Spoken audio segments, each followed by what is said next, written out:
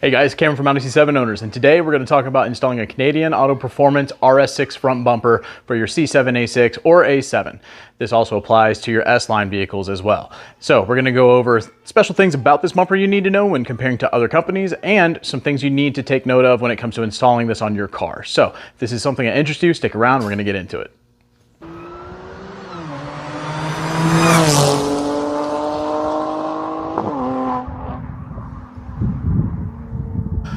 Okay guys, so for this video, I'm not going to do a full-on from unbolting my OEM bumper to bolting on the new one, because I've already got a video showing you how to remove the front bumper, and that'll be linked in the description below if you need to know how to do that. What I'm going to be talking about is the nitty-gritty details of installing this bumper, things that you wouldn't normally have to do if you're doing, let's say, like a grill swap or just removing your bumper. So those things, the normal stuff, is not going to be in this. This is going to be really particular to moving things from your OEM bumper to the RS6 bumper to make sure that you can install it on your car. So the first thing I want to talk about is the Canadian Auto Performance bumper itself and how it compares to other companies. So the big thing about the Canadian Auto Performance RS6 bumpers for your A6, A7 cars are that they're all facelift in design, but they fit the pre-facelift cars. So what does that mean? If you go to companies like, and I'm not trying to throw shade here, I'm just trying to talk about comparison, but BK Automotive or some of your other companies, or even going to like AliExpress, the bumpers themselves for the years match the years they're trying to replicate. So if you get a 2013 RS6 bumper from other companies, it's going to be shaped to be the style of the RS6 bumper from a pre-facelift C7. With Canadian Auto Performance, all of their RS bumpers are shaped and replicated to look like the facelift RS bumpers, which are a lot more aggressive and in my opinion just look way cleaner. But you can get them to fit your pre-facelift cars, and that's what I have on here. So that is a huge plus for me, that it looks so much better. Something to be aware of there is going forward, you have to use facelift grills to fit it. So the bumper itself will come with a grill, it'll come with an RS style mesh grill when you buy it from Canadian Auto Performance. But if you ever want to change it and later on you have to buy a new one, make sure you buy the facelift grill to fit into it. When it comes to swapping over stuff from your OEM pre-facelift car onto these, it's something to be aware of, because I've got every option up front. I was able to retrofit my camera to work. I had to cut out a little bit of the grill that I used because I used a OEM C7.5 Black Optics 8-bar grill. So you might have to do some modification to get your equipment working. The one thing I was not able to retrofit and get to work on the grill that I used was my OEM night vision. And I'm not sure if I need to look into getting an OEM night vision camera from a facelift grill or the mount, but I wasn't able to do it with this OEM grill. Now, with the Canadian Auto Performance mesh grill, you might be able to do that. They should be shaped differently, but I don't have one of those on hand to mess with. Maybe one day I'll mess around with that. But that was one thing I wasn't able to move over from my OEM grill to this one. But other than that, everything else I was able to put onto the bumper and the car. I was able to move all the electrical wires and things like that, and we're going to show you how to do that. The one thing that I did not move over from my OEM bumper to this one was the OEM headlight washer modules and the OEM headlight washer tubing, because I don't use it. I don't like it. I've removed it from my OEM bumper before I ever did this, and so that's just not on there, but they do bolt on directly. Another thing to be aware of that we found out since installing this and talking with some other people is that if you have a facelift A6 and you get their bumper, the areas that your parking sensors, your radar sensors on the left and right, what people often think are fog lights, where they bolt in, it appears that the bolt pattern is only for pre-facelift sensors. And if you have a facelift car, your facelift sensors, you might have to drill pilot holes for that, which is not a big deal, just something to be aware of. And if you're getting your body shop to do this, let them know that, and they should be able to retrofit that very easily. It's something Canadian Auto Performance is looking into so that they can correct that. So it's just a pure bolt-on situation going forward. But just as a heads up, just in case for you guys. I love this bumper. It's great. I installed it and it fit perfectly. I didn't have to really do any kind of crazy modification or anything like that. When I took it to my body shop to get painted, they said that for them to, with how meticulous they are, for them to, get it perfectly aligned. And when I got the car back, I didn't notice any difference from me putting it on there versus them. They said they had to just do a couple little tweaks with the body shop stuff. But like I said, I put it on myself and it looked great. And I noticed no issues with any kind of fitment. So not a big deal there for me. But Yeah, it went on perfectly. Everything moved from one thing to the other, and it looks great. All the grills and the grill inserts go in perfectly. I love it, and I get compliments on it almost daily with people that see the car, and anytime I post a video highlighting it, people just, they love this bumper because it really does flow on this car so well. So I'm gonna get into the parts of the video where I show you the nuances of transferring things over. Once again, the typical things that you would have to remove if you do a grill swap, like your front camera, those kind of things. I don't really show those in detail. You can check out my video showing how to install an RS grill to see how to remove those from your OEM one, and those will just transfer over to the new one. But as always, guys, if you have questions on this, leave them in the comments below, and I'll answer to the best of my ability. Canadian Auto Performance obviously is the sponsor of this video, and they are one of our favorite companies. They're the only company we go with when it comes to exterior modifications of the vehicle. They also have phenomenal exhaust parts. So I'll have a link to their website down below with a link specifically to this bumper.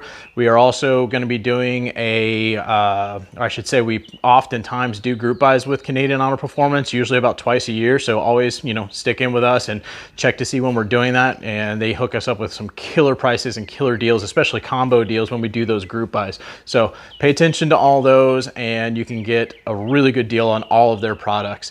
And the other thing about Canadian Auto Performance I really like is they listen to us. When I hear from people like, hey, do you have this? Or hey, maybe tweak this. I talk to the owner of Canadian Auto Performance, and he's always extremely receptive to it. And you don't get that with a lot of companies. So got a great line of communication with them.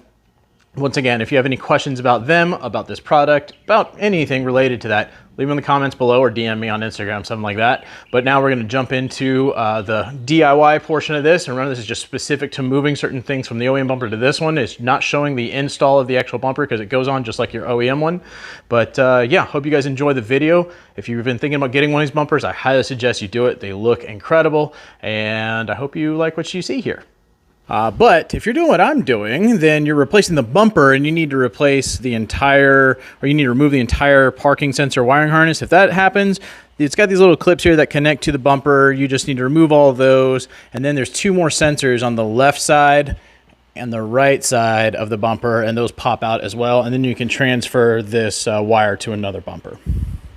All right, so one thing that's not on my bumper that might be on yours are the actual headlight washer actuators. They would be here where those two screws are, and I don't like headlight washers, so I removed mine a long time ago. So the fluid lines that supply washer fluid to it are not on my bumper, but they will be on yours, and they're pretty easy to remove. This should be very self-explanatory. I still have the screws that held them in, but it's just two of those Torx bits. I think they're T20s or T25s. You undo those and you can pull the whole thing out.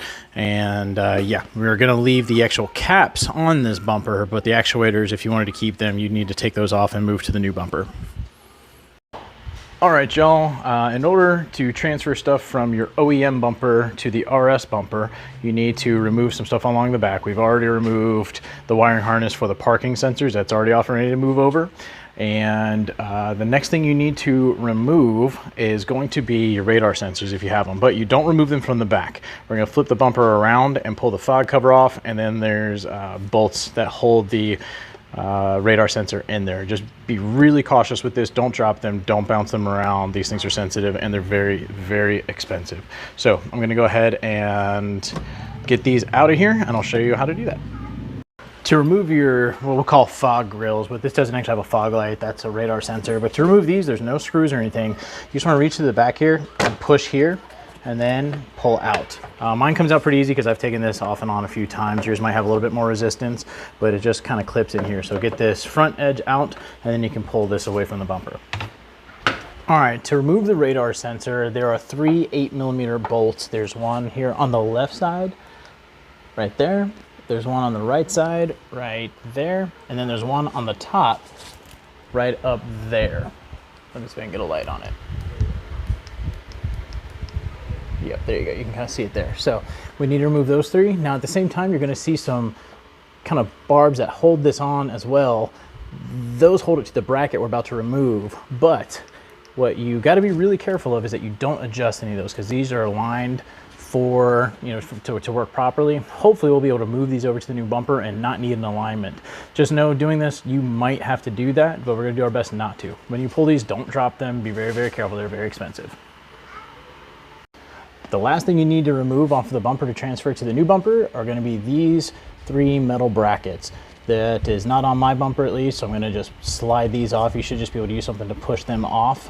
Use a little bit of caution not to bend them like crazy, but you want to push them off and transfer them into the exact same spots on the new bumper. Here is your radar sensor off of the vehicle. So I'm going to go ahead and get those off on both sides, and we'll get the new bumper on the counter and we'll start putting stuff on it. Something else that's important to not forget to transfer from your OEM bumper to the RS bumper are these plastic sockets. I don't know what you want to call them, but it's what your fender liner screws into to attach to your bumper. Now this piece here is pinned in. You're not gonna be able to get this whole piece off, and you don't need to. But if you look here on the back, you can see these pieces have these little tabs, and you just need to get in there and push those tabs down and work it out of this plastic piece, and then you're going to transfer it over to these pieces here on the RS bumper. Hey guys, Cameron from the future here. One thing I don't want you to forget to do that I completely forgot when I was putting this back on. You can see it's going on there, and everything's been going on perfectly. And I went over here and I got it lined up perfectly, and I got an upright bolt in to hold it in. Then I tried to do the lateral bolt to connect the fender to this part of the bumper, and it didn't grab onto anything. There was no bite. And that is because I forgot to pull these off of this bumper. Completely forgot about this. These right here, you got to pull these off from each side and transfer those to the RS6 bumper. Don't forget to do that. Okay, so we have our RS bumper on the bench now, and we're going to start putting stuff back together. We're going to start from the front here and get our radar assemblies put in. So remember these little metal tabs. We're going to go ahead and put those onto the bumper.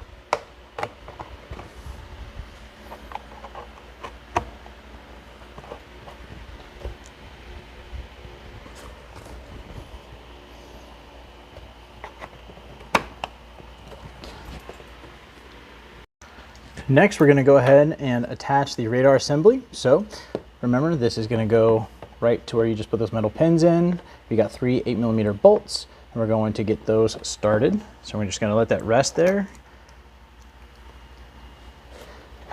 And just use the extensions to get in here and get a few of them threaded.